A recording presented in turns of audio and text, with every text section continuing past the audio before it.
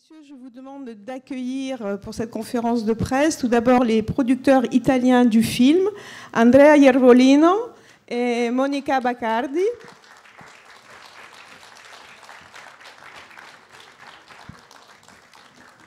Ensuite, Antonio Banderas.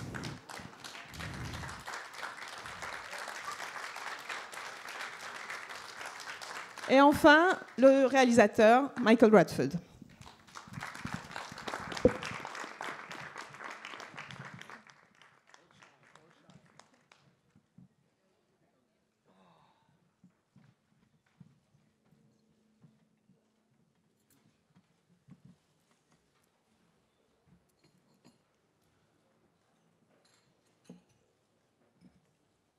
So they know there's about 1 minute to take pictures. Oh, okay. What was that?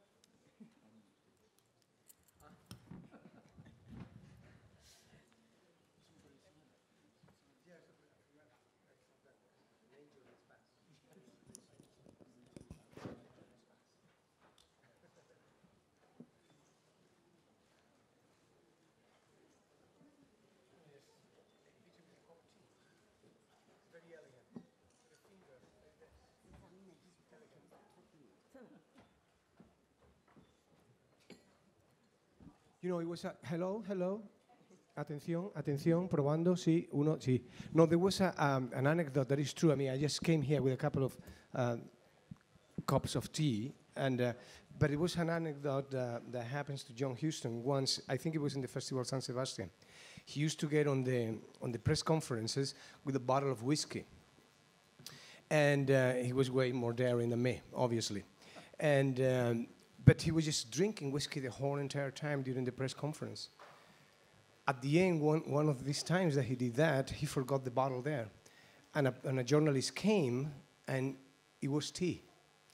He was just creating, you know, the myth of John Huston drinking whiskey and he was drinking tea. So I am not faking.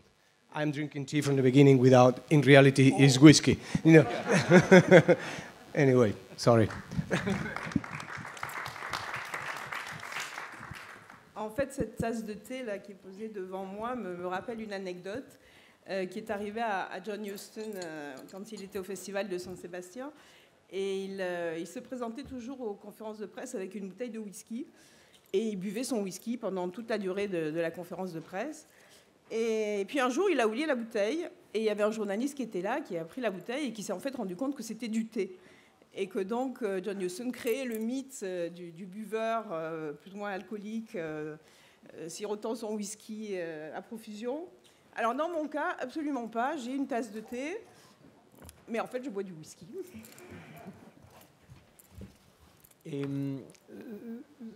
Se posso... Sì. In italiano o in inglese? Ok, in italiano. Allora, noi siamo qui per presentare il nostro film che si chiama The Music of Silence, che è stato prodotto da Ambi, da me e Monica, il cui regista è Michael Radford, il cui uno dei protagonisti del film è Antonio. E siamo felici di presentare qui il nostro film, è il secondo film prodotto da noi che veniamo a presentare qui in questo fantastico festival e siamo soddisfatti di questo film perché la regia ovviamente è impeccabile, un maestro come Michael ovviamente è una persona che riesce benissimo a descrivere la cultura italiana nel mondo. Lo ricordate per il film Il Postino, che appunto è uno dei film che ha portato la cultura italiana in tutto il mondo e è un film che, nonostante era girato in lingua italiana, è un film che è stato venduto e visto in tutto il mondo, che è arrivato agli Oscar. E Antonio con noi ha già fatto 3 film e le sue interpretazioni nei nostri film sono eccezionali e secondo noi il ruolo di Antonio è solo 20 minuti in tutto il film, ma è praticamente la chiave del film in realtà, perché se Bocelli è diventato quello che lui oggi è stato grazie al suo maestro e Antonio appunto ha impressionato la parte del maestro che ha appunto permesso ad Andrea di diventare quello che lui oggi è.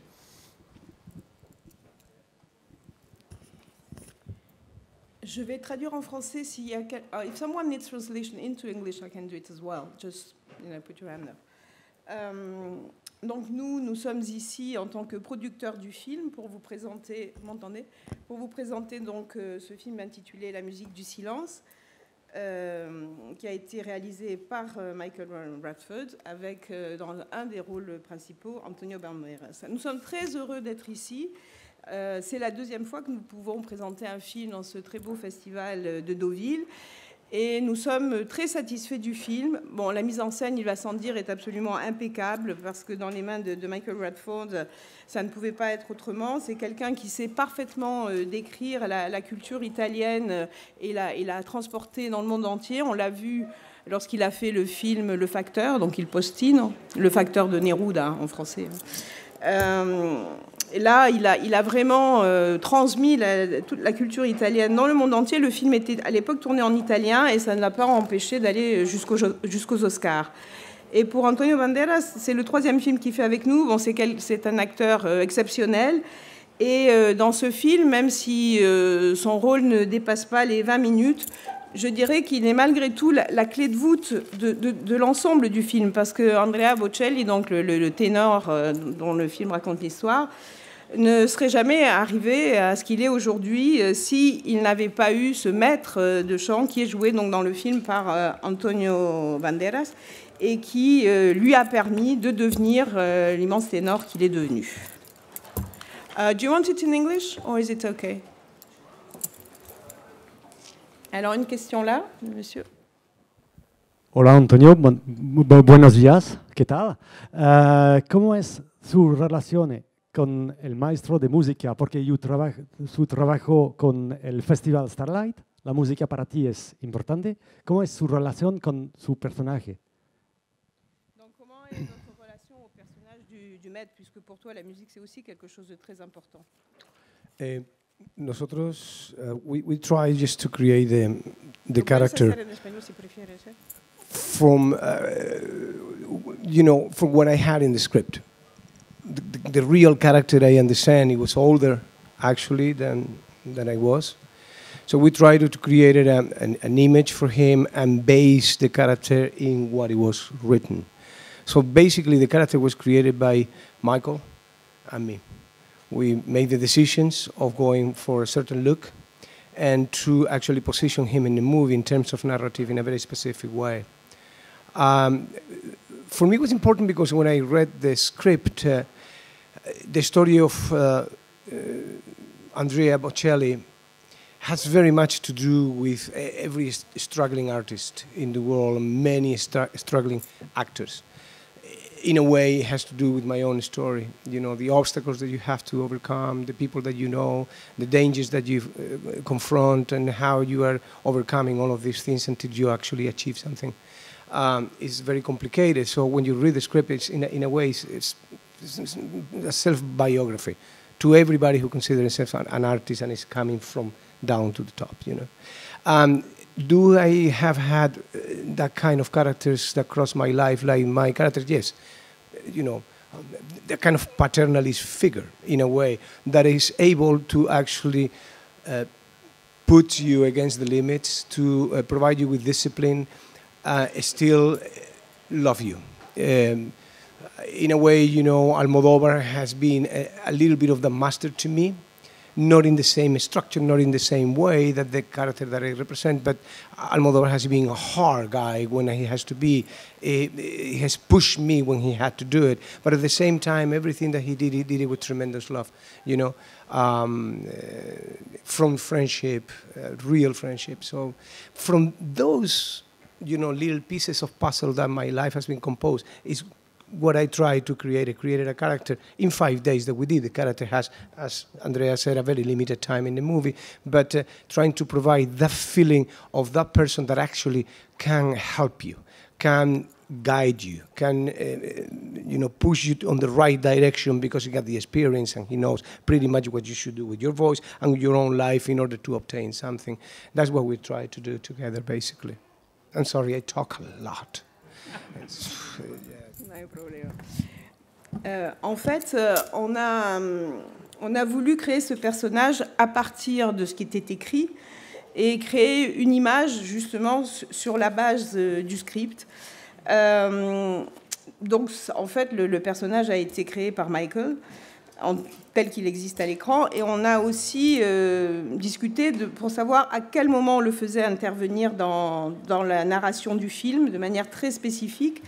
Et bon, ça pour moi c'était vraiment, vraiment important. C'est un personnage qui, comme tous les artistes, doit se battre pour dépasser des obstacles, et c'est aussi quelque chose que j'ai connu dans ma vie, comment faire face aux difficultés, aux dangers aussi qu'on rencontre, et dépasser tout cela pour arriver au but que l'on recherche. En fait, j'ai envie de dire que c'est un peu ce personnage du maître, c'est un peu un autoportrait pour tout artiste dans la vie, tout artiste qui doit partir de très bas pour essayer de monter jusqu'au sommet. Alors, est-ce que dans ma vie, j'ai rencontré comme ça une figure un peu paternaliste ? Mais je vais vous dire que oui, bien sûr, parce que Almodovar a joué ce rôle pour moi. Il m'a souvent poussé, encouragé, mais en même temps, il a toujours fait avec beaucoup d'amour et une vraie amitié profonde. Et c'est avec donc tous ces éléments de ma vie que j'ai un peu constitué le puzzle qui est devenu le personnage dans le film. Et comme le disait Andrea tout à l'heure, bon, c'est un personnage qui occupe relativement peu de temps à l'écran, mais il a ce rôle, c'est quelqu'un qui est là pour aider, qui est là pour guider, pour vous permettre d'aller dans la bonne direction, qui a aussi l'expérience, qui sait ce qui va être bon pour vous, comment travailler votre voix, etc. Et que faire de votre propre vie. Donc il a vraiment ce rôle-là. Je voulais juste ajouter quelque chose pour ce film, qui à part maintenant toutes les choses techniques qu'on a dit, comme Andrea Bocelli a perdu sa vue à 12 ans, ça veut dire qu'on a tout l'espoir dans ce monde de faire quelque chose de notre vie. Et lui, il a fait des grandes choses malgré un handicap. Et ça donne espoir à tout le monde de faire des grandes choses dans la vie. C'est bon. Oui, allez-y.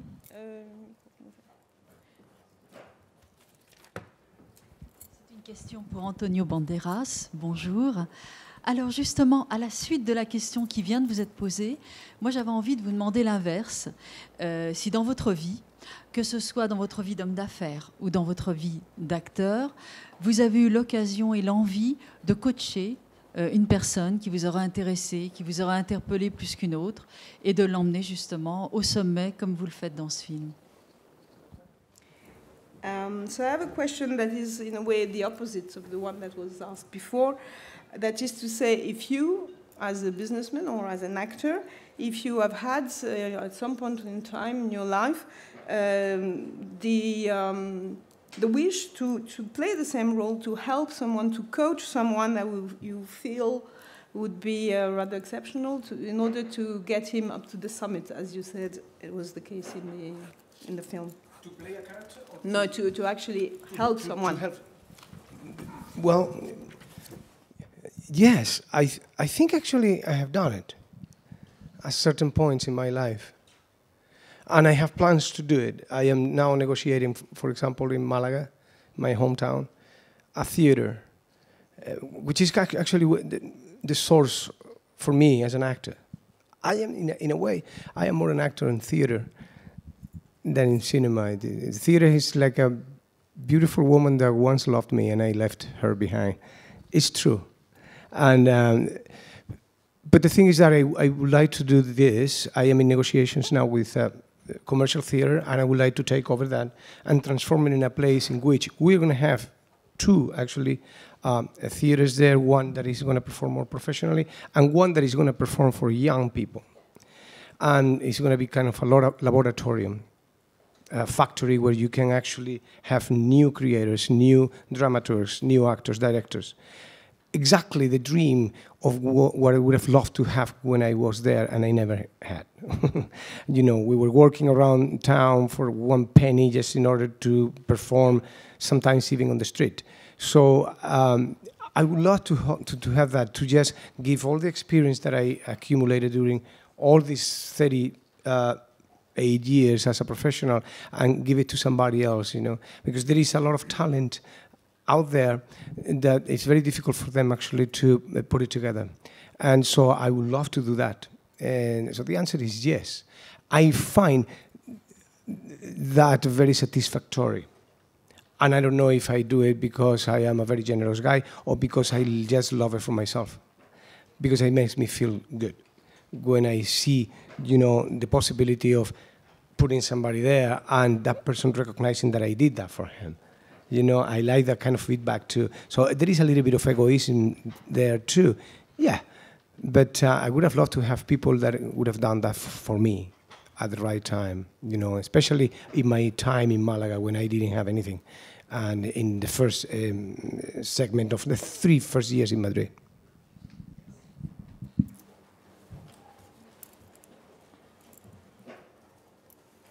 Just synthesize it, synthesize it. Interpreters are very faithful. Pour répondre à votre question, oui, je l'ai fait en fait déjà. En ce moment, je suis en train de négocier à Malaga, dans ma ville natale, donc, un projet autour d'un théâtre, parce que pour moi, le théâtre, c'est vraiment la source. Et je suis plus un acteur de théâtre que de cinéma. Le cinéma, pour moi, c'est un peu comme une très jolie femme que j'ai aimée, qui m'a aimée à un moment donné, et puis je l'ai laissée, je suis partie, et j'ai fait autre chose. Donc ce projet, c'est le projet d'un vrai théâtre donc, qui fonctionnerait, mais qui serait scindé en deux. Donc une partie qui serait pour les professionnels, et une partie pour les jeunes, que j'appellerais plutôt une sorte de laboratoire, pour donner une chance aux nouveaux dramaturges, aux jeunes talents. C'était mon rêve à l'époque, quand j'habitais à Malaga, et on travaillait pour vraiment très très peu d'argent. Des fois, on travaillait même dans la rue. Et donc aujourd'hui, j'aimerais pouvoir transmettre toute cette expérience que j'ai accumulée, toutes les idées que j'ai sur mon métier. Et il y a beaucoup de jeunes talents là-bas qui ne demandent qu'à percer, et c'est difficile pour eux. Donc ma réponse à votre question, c'est oui.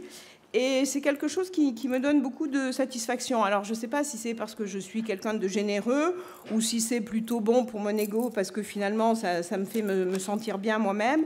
Et puis que sentir que quelqu'un qu'on a aidé a de la reconnaissance pour vous, c'est aussi bon pour soi en quelque sorte. Mais c'est vrai que c'est quelque chose que j'aurais beaucoup aimé qui se produise pour moi à l'époque, au tout début, quand j'étais à Malaga, dans les premières années, les 3 premières années où j'étais à Madrid.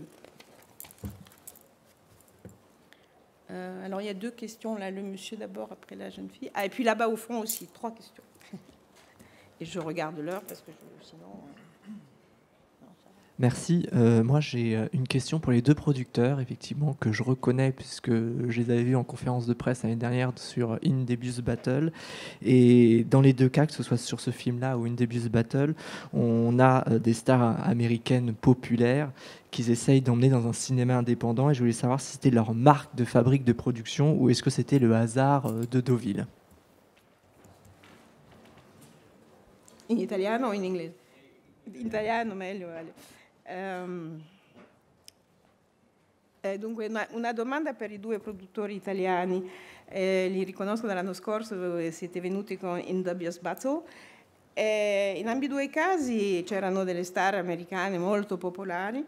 Allora volevo sapere proprio il vostro marchio per cercare di far arrivare queste star a un lavoro, un cinema più di autore, o è proprio il caso qua del Festival di Deauville?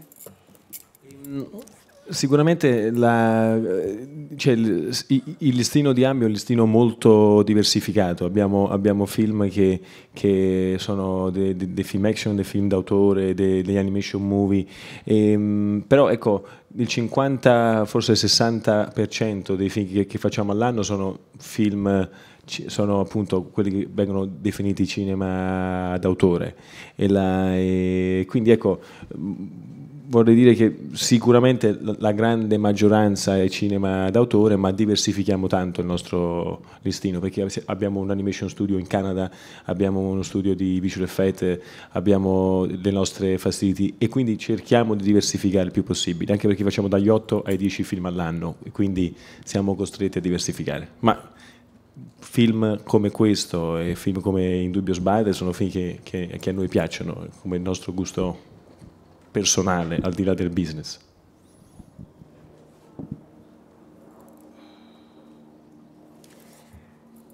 Alors en fait, il faut vous dire qu'on a des films très très différents dans notre société de production. On fait aussi bien des films d'action, des films d'animation, des films d'auteur. Et je dirais que les films d'auteur représentent au moins 50 à 60% facilement de notre travail. Mais on a aussi des studios au Canada où on a des installations pour les effets spéciaux, par exemple, qui sont sophistiquées. Donc on essaye de diversifier le plus possible. On y est un peu obligé puisqu'on produit de 8 à 10 films par an. Cela dit, un film comme celui d'aujourd'hui, La musique du silence, ou celui de l'an dernier, Indubious Battle, ça, ce sont des films que nous, on aime. C'est notre goût personnel, disons, qui va au-delà du business.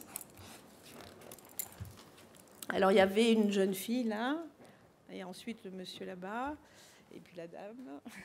Bon, il va nous rester... This is a question for all of you. I would like to know, how did this project emerge? How did you first meet? Why focusing especially on Andrea Bocelli's story in this way, through a movie? Was it because you like this musician very much? Was it because it resonates in your personal lives? What was the first thing you reuniting yourselves for making this movie today? Donc, en fait, je voulais savoir comment est né ce projet, comment vous vous êtes rencontrés, pourquoi Andrea Bocelli? Est-ce que c'est un personnage qui, pour vous, est très attachant? Est-ce que c'est parce que vous aimez beaucoup le musicien? Quel est l'écho que ça fait en vous? Et quelle est la première chose qui vous a rassemblé pour faire ce projet? On aime beaucoup Andrea Bocelli, bien sûr, et aussi les messages qu'à travers les films qu'on peut faire, on peut se surpasser soi-même. Et aussi, il y a les circonstances qui sont parfois, on te présente un script et les circonstances de la vie qui font que les choses se mettent en place. Après, toute l'histoire est très longue et très compliquée.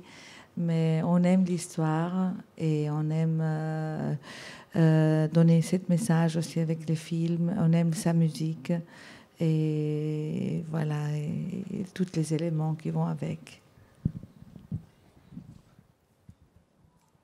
You want to add something? La domanda era per tutti. The question was put to the four of you. Was for everybody.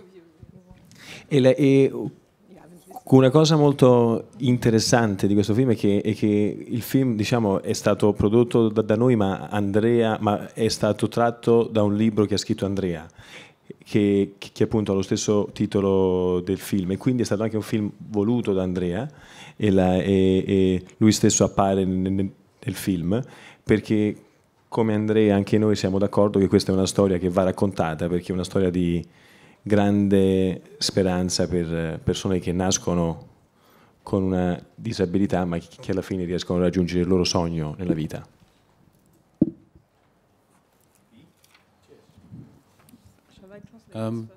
Yeah, of course. Enfin, pour nous, ce qui est intéressant, c'est que bon, certes, le film, c'est nous qui l'avons produit, mais il faut savoir qu'il provient d'un livre qui a été écrit par Andrea Bocelli lui-même. Et d'ailleurs, il apparaît à un moment donné dans le film. Et bien sûr, nous pensons que c'est une histoire qu'il faut absolument raconter. Et comme lui-même l'a fait avec son livre, il était tout à fait d'accord pour le film, parce que c'est une histoire d'espoir, qui donne espoir à tous ceux qui naissent avec un handicap d'arriver à réaliser leurs rêves. Please. I'll keep it simple. they asked me if I would do it, and I said yes. Basically it. There you go. I wasn't doing anything else at the time. So I thought, I'd like to do this. Then I got to like it, actually. I got to really like Andrea Bocelli. I got to like these guys, the producers. I got to love Antonio because he's such a good actor. It's wonderful working with a good actor. You know, I imagined the maestro in the film as Christopher Plummer, actually, I had in my head. But then what I've realized in my life is that good casting is leaving the you get a good actor, and then you build the part around him because you've got a piece of gold in your hand. You don't need to cast it and find the person that you've got in your head. You really don't. So anyway, I've gone off course here. Basically, it was pretty simple. I just said, let's start shooting, and then cut when he stopped. Generally speaking, that's what I do. Works quite well.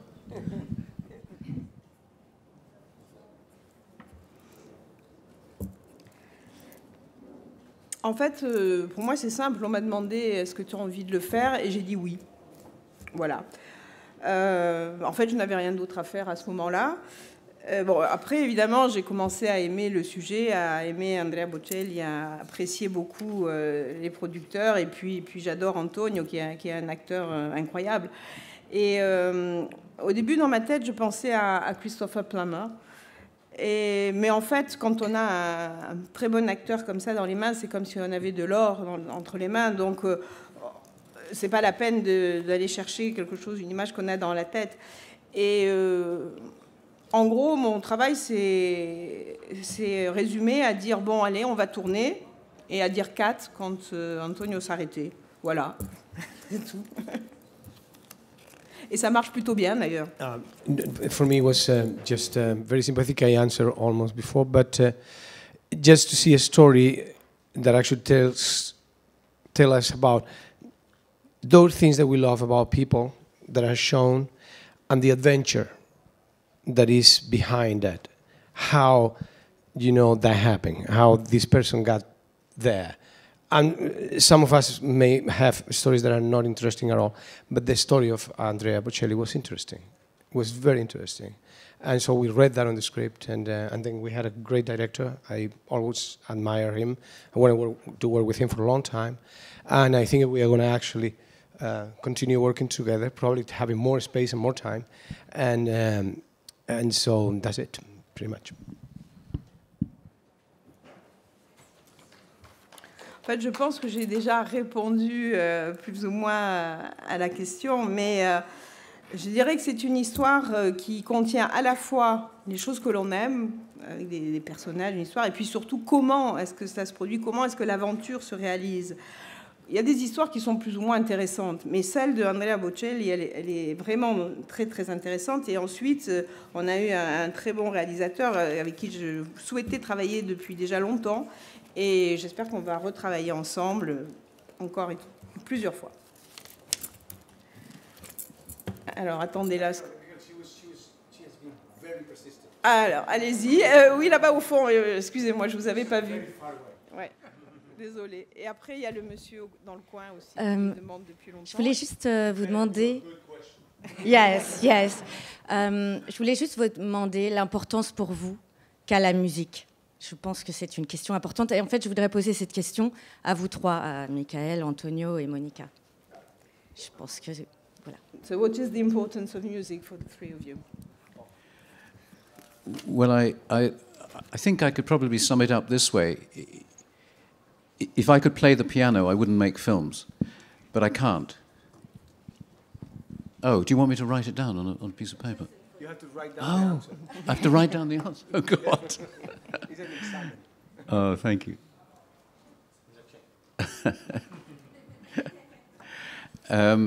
Gosh, I don't know what to say. It's a room number, don't do anything.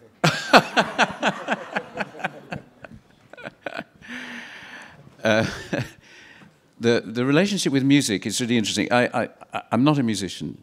If I had been, it's much simpler, honestly, to go and play a piano than it is to set up a thing with 200 people around you and try and be creative. But at the same time, I love the feeling of music, and I think for some reason or another, people have said to me many times that I have an affinity with music. I don't think I do, particularly, but I do love music, and it speaks to my soul in the way that films do, or theatre does, or any kind of art actually. And because film is you can make such a combination.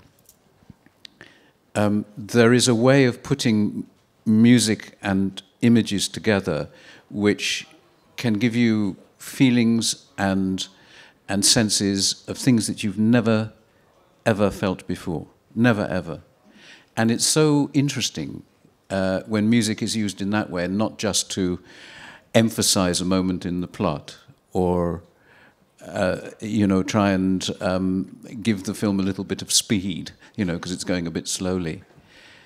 The music in a film for me, and it's the collaboration between the image and the thing, is all about the soul of the movie. And there's a little piece of it which comes together when you have an image that you love and a piece of music which you never thought could go with that image, but it does. And you discover something new and exciting and extraordinary. And the opportunity to do this in this film was very constant. There's a moment in the film which I'm quite proud of. It's when he goes blind for the second time, and his mother picks him up, and I asked her, the actress, to scream, or to give everything, which she did in a most wonderful way. But when we came to the cutting room, instead of putting a scream in her mouth, as she leant over backwards like that, you hear Franco Corelli's voice singing L'Improviso from André Chénier. And it's, for me, I don't think I've thought of anything better in my life than just that moment. And I can't explain what it is, because I'm not a musician as such. I've made films about great musicians. I made a film about Michel Petrucciani. But I think that feeling that you get, and I've said it so many times now, it's quite extraordinary, and it moves me. It moves me to tears, actually, even when I'm standing on the set. It does. And that's it, really.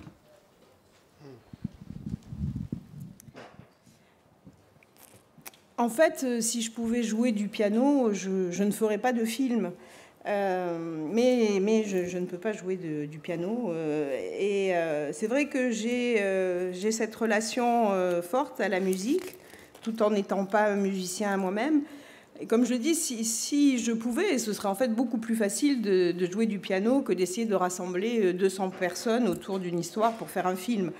Mais j'ai cet amour de la musique. Alors certains me disent que j'ai une affinité avec la musique. Je ne sais pas si c'est vrai, mais en tout cas ça me parle, ça parle à mon âme. Et comme toutes les formes d'art, que ce soit le théâtre, le cinéma, et cette combinaison grâce au cinéma entre l'image et le son, ça produit des sentiments, des émotions en vous, des sensations qu'on n'a jamais ressenties. Et c'est ça qui est intéressant, d'utiliser la musique de cette façon-là, et pas du tout juste pour souligner ou surligner un moment de l'intrigue, ou pour tout d'un coup booster un peu le film parce que ça faiblit. La musique, en fait, c'est vraiment l'âme du film. Et c'est cela qui fait que lorsqu'on arrive à mettre ensemble une image que l'on aime vraiment et une musique dont on n'avait jamais pensé qu'elle irait avec cette image, mais on voit qu'on les met ensemble et que ça marche. Et là, c'est vraiment extrêmement puissant, extrêmement satisfaisant. Et dans ce film-ci, c'était une émotion constante. Il y a un moment dont je suis particulièrement fière dans le film, c'est la deuxième fois où Andrea Bocelli devient aveugle. Et j'avais demandé à sa mère de crier, vraiment de donner tout ce qu'elle avait à ce moment-là, et elle le fait effectivement. Et puis au montage, en fait, ce qu'on a fait, c'est qu'on a mis un air chanté par Franco Corelli, le grand ténor. C'est un improviso de André Chénier. Et pour moi, c'est peut-être ce que j'ai pensé de mieux dans ma vie jusqu'ici. Alors c'est vrai que j'aime la musique, j'ai fait un film sur Michel Petrucciani, qui est aussi un très grand musicien, parce que comme je l'ai dit, ça donne quelque chose qui m'émeut tout particulièrement, mais qui m'émeut aux larmes, même lorsque je suis sur le plateau. Et je crois qu'on est obligé d'arrêter parce qu'on vient encore de me dire qu'on a dépassé le temps de la conférence. Donc merci beaucoup d'être venu. On n'a pas le temps, on fera ça sur le tapis, messieurs. Sur le tapis ce soir. Merci beaucoup.